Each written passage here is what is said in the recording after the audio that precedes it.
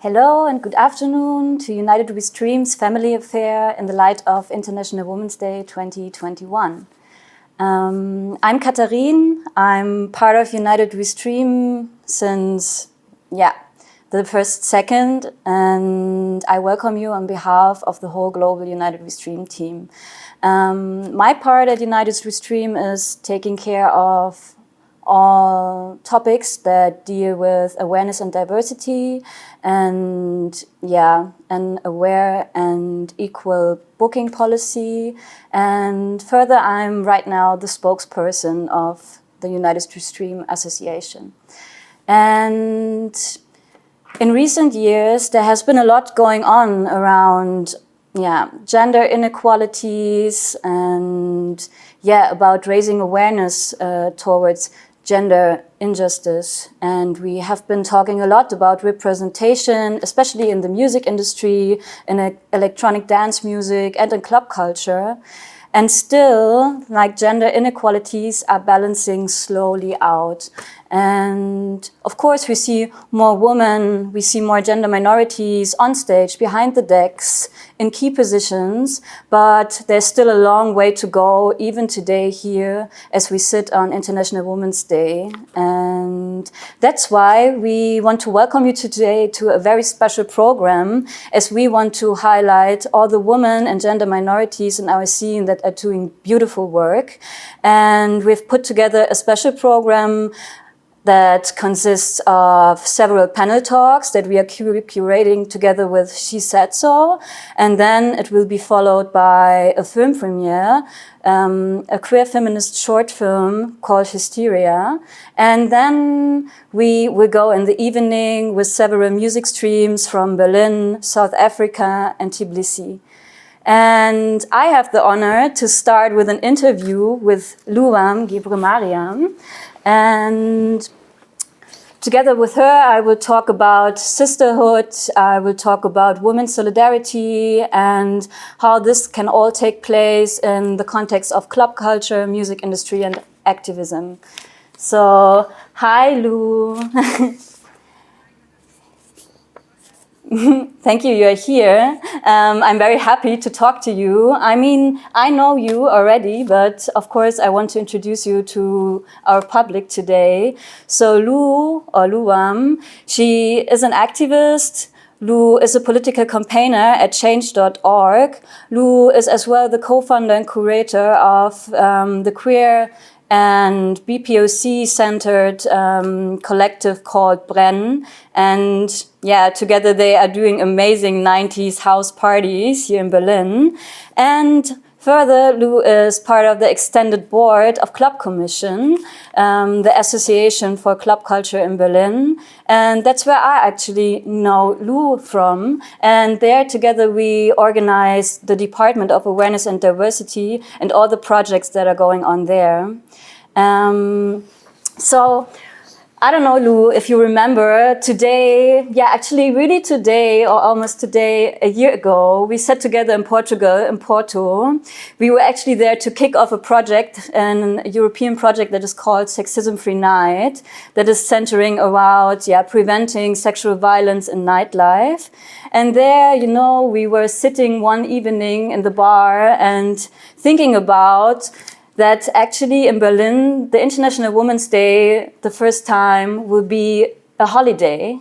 And on that occasion, we thought it's so important to actually formulate a political statement centering around this day. And well, now when I think about this situation, comes to my mind, what does the International Women's Day actually mean to you? Yeah, well, Katharin, I remember very clearly our trip to Porto, because first of all, it was our very first trip for the Clubcommission, advocating or representing the awareness area that we have. And also it was the first time collaborating with other countries and other institutions on a European scale. It was very exciting, and the coronavirus was already like dooming, and I remember we had all these plans, and there was also a bit of worry in our thoughts, basically, about how this pandemic is going to play out. And I don't think either of us had any idea that 1 year later we're going to be sitting here and reminiscing on that day on our trip in Porto, and kind of being still in the same situation, or not even like having imagined that situation, you know. As for International Women's Day, I mean, as you said, I'm a political campaigner. And actually, my team at Change.org, we campaigned to make International Women's Day an official holiday. And I do remember that feeling of relief in a way that we actually were taking part in, like took active part in making that happen. So basically having a state recognizing that day as an official holiday makes it so much more real, although it has been real for all the feminists in this world, you know, fighting or like highlighting basically that day as an important day for their fight for equality, as you mentioned, or for their for making the struggle of women and minority genders visible. So for me, it's a day of highlighting, but at the same time, as an activist, obviously every day is important. And ideally, we wouldn't need the 8th of March as that day. But the same way Black History Month works in February, or Pride Month works in June, we still need these days and these months to highlight the struggles, as we are not experiencing equality yet. So it's important. Yeah, I totally agree with you. And I think looking back to the past year, especially for you, it has been a very life-changing and interesting and tough year. So when you think back, starting in this moment, when we sat in this bar looking at the International Women's Day 2020, and now as 1 year passed, what actually happened from your perspective as a woman and as a Black woman and as an activist in the music and cultural field? What happened, and what do you take out of this year? What changed? I guess, like, I remember not only did I do the trip to Porto, but I was meant to travel to the US, and I did travel and had to come back. And, you know, United We Stream was just kicking off, and it was a lot, you know. There was this, you're gone for a week, and then there's this huge project, and there's so many people that you're collaborating with, but you don't see them. So the first challenge that I remember, and that really changed, was to actually have to create connections over the screen, like we're doing right now. I was not used to, I was used to doing calls every day for my work, but it wasn't like my primary way of connecting or working with people. It was just, you know, one of those tools that you use. And then all of a sudden, that's all you know people, like that's how you know people all of a sudden. And I think that was the first big obstacle that, in a way, or like not in a way, that we succeeded in, you know, that I got used to work in, although I still prefer obviously sitting in a room with people, and I cannot wait to, you know, hug people or be in the same room with people and feel the energy. And to create that was, I think, one of the first things that I didn't think I was going to overcome in the last year. And then in the light of you know, not only the pandemic, but also the Black Lives Matter summer, if you want to call it, I think what changed for me was all of a sudden, or not all of a sudden, I was always being asked around the topic of awareness of club culture, right? But then all of a sudden there was this new highlight on being this Black, queer, club culture aware persona that is being asked all these questions around racism and discrimination, not only in club culture, but being asked to, you know, explain my own experiences, or being asked to moderate and host, which I've been doing before, but then all of a sudden there's this internal doubt, is this just tokenism? Should I be doing that? And then also feeling this kind of guilt. If I don't do it, somebody else would do it. This person might be white, or this person might be this and that, feeling obligated to do a lot. Like I'm just coming down right now. I'm with my family, and I do feel like last year was driving me to the edge of what's possible in a lot of ways, like emotionally and obviously also politically. And then there's always this fear that this new awareness of, be it awareness around racism or awareness about booking, what you already mentioned, awareness around having diverse panels or having me as a moderator, or that all of this could be taken away once people get bored with the whole hype around having Black queer people or having whatever, So in a way,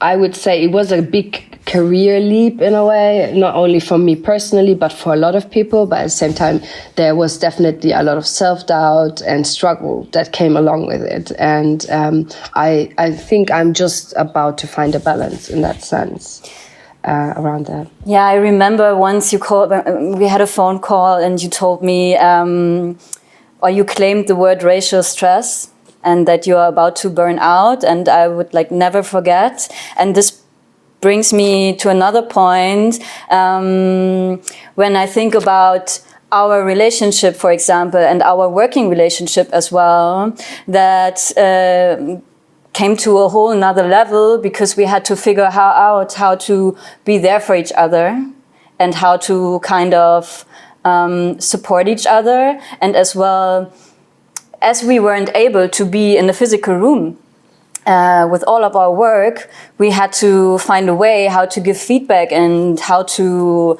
in an honest way, say, okay, I think you're going that way and this might be harmful or not good for you. And kind of, this was something really new for me, to create this kind of relationship with another woman. And it really shifted my mind on how collaboration can succeed and give something back, and how, collaborating is more than a sum of a single things. And I would love to see your perspective on this. Do you have the same feeling? And yeah, I mean, you obviously know big parts of my story, but I feel like my history is, or her story, as some people would call it now, is that when I was in school, I was always surrounded by boys. And I was kind of this tomboy persona, that would, that wouldn't have too many girlfriends, especially in school.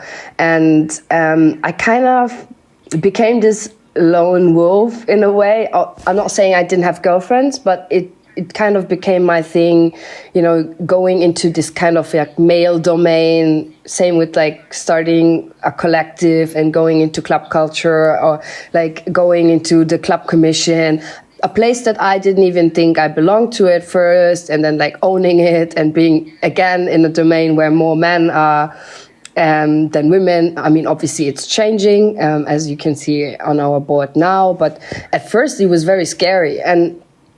But over the course of the 2 years, and particularly in the last year, with all these projects, naming United We Stream being one, but also, for example, Tag der Clubkultur, the day that we did in October, I came to know way more women in the industry, and women that were running collectives or that are artists and are successful.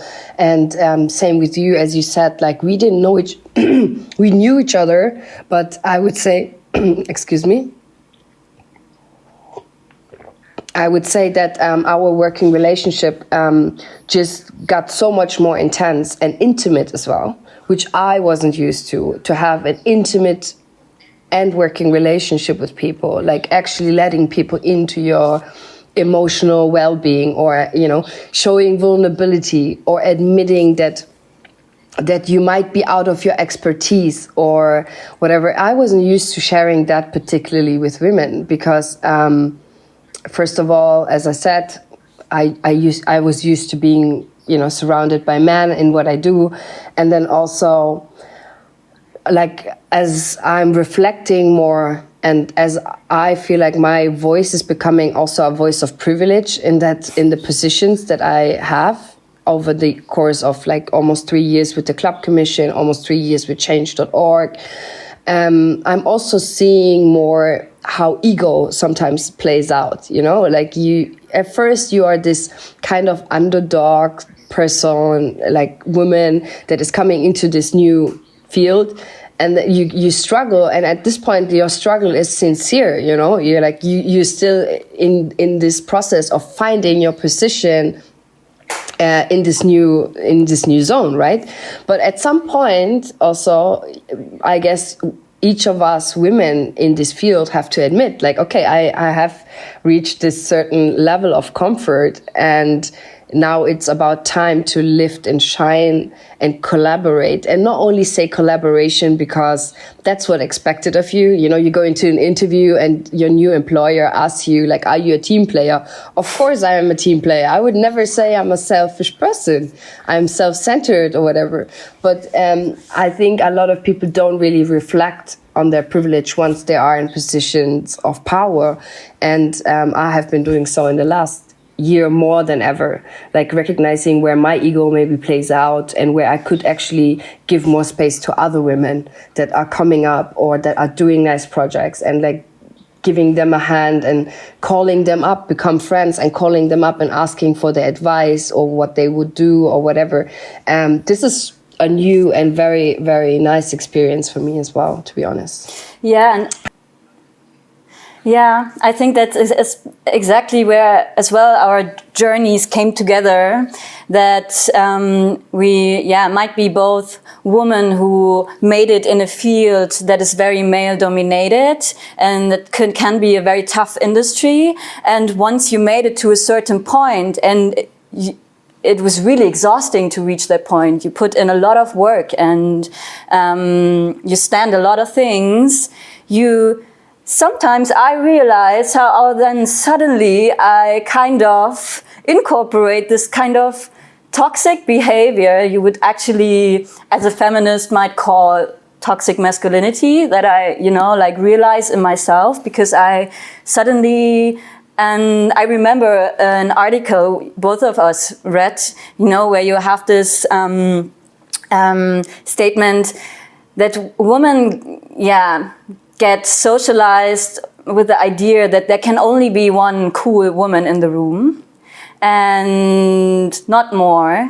And there's only this one narrative of a woman that is kind of being the accent of a group of boys, but there's never, it's never been talked about a group of women, in any narrative or story. And when I really go into myself and reflect, I see these kind of behaviors as well. When I look back, in certain moments when I just thought, no, I panic, I'm threatened that I have to give away again what I fighted so hard for. But as well, the last year, meeting so many amazing women, besides our working relationship, really showed me that it makes me happier and more productive and brings me further in my development to collaborate and work with other women and share this experience. And even though, I always have to remind myself that it can never be a solution to just as well adopt these kind of toxic behaviors, because where should this lead? Not to a more equal world, and this is actually not what we are fighting for. And that's really a process I had to learn, and I totally agree with every word you said, and that ego is a huge, huge thing, because it's somehow connected to power dynamics, being in charge and being the loudest in the room. And that's not only the best thing, you know, it's just the most obvious thing. And it's actually exhausting, to be honest. Yeah. Like when I think about the time, I'm not saying I wasn't collaborating before with women, but I feel like it has literally made my life easier. It's so much lighter. I do the same workload or more, and having this team of women that I can call my friends now, that I work with, that I have a professional relationship with, that I have a friend relationship with, just being able to actually lean on them and not having to pretend to be a know-it-all is so much better. But in that article that you mentioned, that was from Zeit magazine, I think. Yeah, true. I had to. I actually looked it up once again because they referred to a principle called, like, you know, there's this. I think in English they are called the Smurfs. Yeah. And there's this female Smurf, right? And I told you I used to be a tomboy, and funny enough, that Smurf principle, that female version of the Smurf that they are mentioning in this article, actually the boys I was around, they called me this girl Smurf, you know? And I was like, oh my God, like, yes, it does play out. And it's almost that we call each other, you know, feminists, and that we are actually trying actively to change things, that we display misogynistic behavior over and over and not even noticing it sometimes. I do feel like the last year has, we have been making like big steps to actually recognize it. When I think about our awareness roundtable, for example, the women that we have been inviting to the table and what they like in sharing their experiences, in giving them space, etc. It has always been a source of power. Although sometimes when you're preparing these things, you're like, oh my God, I'm so exhausted. Why am I doing this other thing? Why am I doing this roundtable? Why am I doing this panel? Once I've done it, I always feel like, okay, this was actually a source of like re-energizing, and I have joined healing circles for women, by Black women sometimes, and it's just this experience of also acknowledging that like making it in this field is so much harder if you don't have a team, if you don't have your friends. And I do hope that this is not gonna like just be a trend. Like for me personally, I'm gonna continue this journey basically, and reaching out to, you know, inspiring women, because there are so many of them. And I feel like boys, you know, they have been doing that forever. For tens and thousands of years, they have been like, you know, helping each other out and being there for each other. And like, you know, I think we just need to break that cycle. Yeah, I totally agree. We should really cultivate this. Kind of, sisterhood, as we call it. And yeah, I think it's really important to, when you realize you reach a certain point and you actually start to, you know, like incorporate a privileged position, that you never forget to look to the more marginalized ones and to the weaker ones, and that you never forget that in a position of power, it's as well your responsibility to kind of make space and provide space. And this is a constant task. And this is a never finished task. It's always like a very fluid process. And maybe we can go, what comes to my mind is as well our work at United We Stream, because I might forgot to mention in the beginning that Lou was as well part of the very first moments of United We Stream when we built up this project, and she was as well there part of our awareness working group, let's call it like this.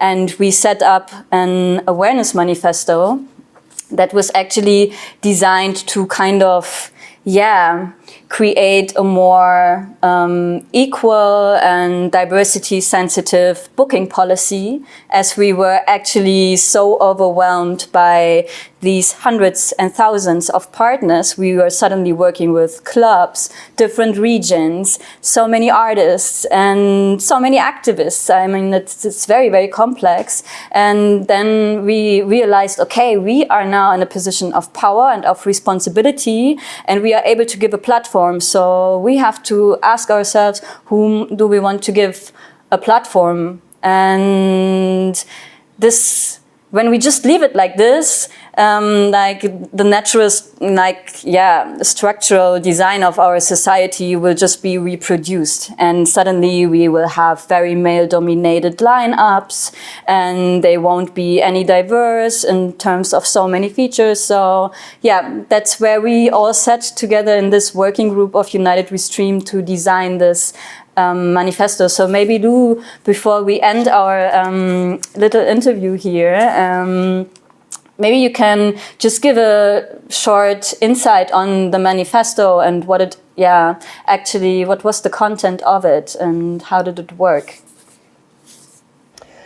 Like the process in itself was very straightforward. Out of the pool of many, many hundreds of people that you mentioned that worked behind the scenes and like did that without being paid for it, obviously, there was, I think, a core group of maybe 10 people, women and men and diverse. I don't think we had someone diverse there, but like we had people consulting on it, I think.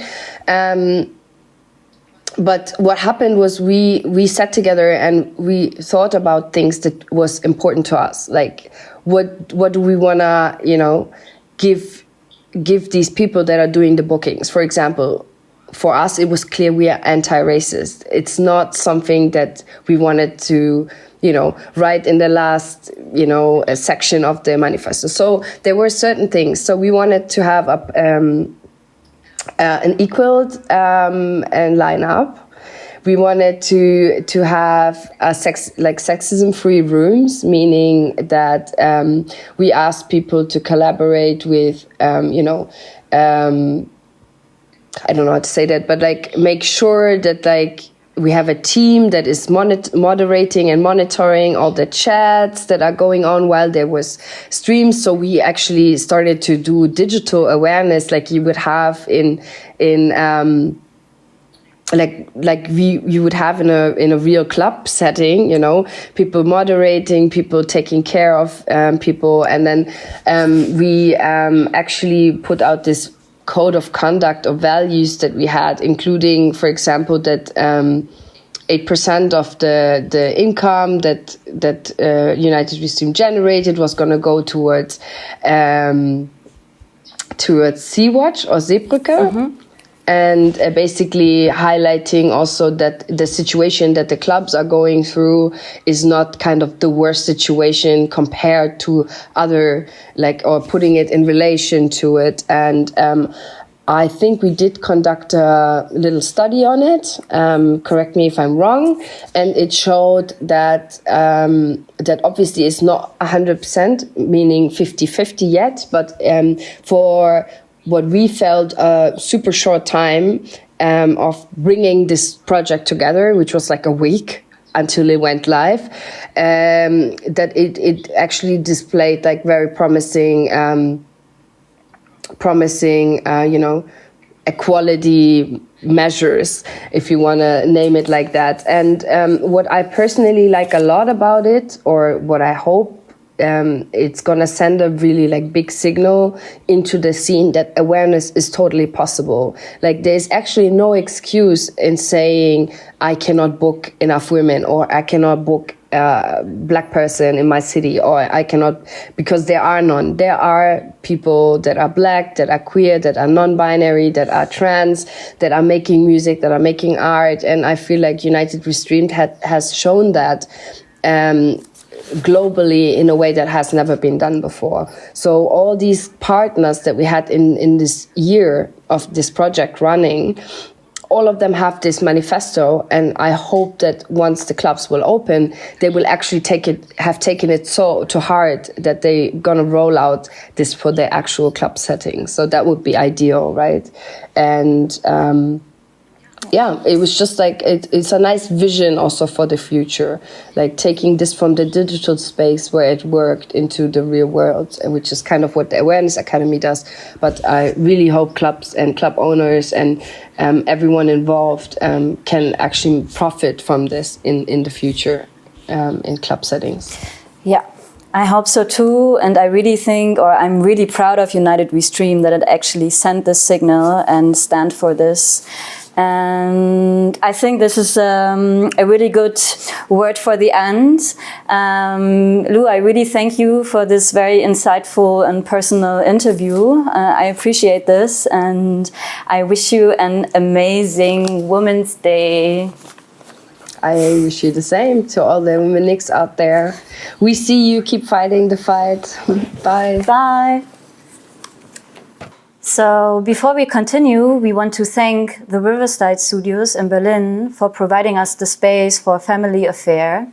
And the next thing we will see is a video by Antifuchs, a female hip-hop artist based in Berlin that is as well a resident of the Riverside Studios.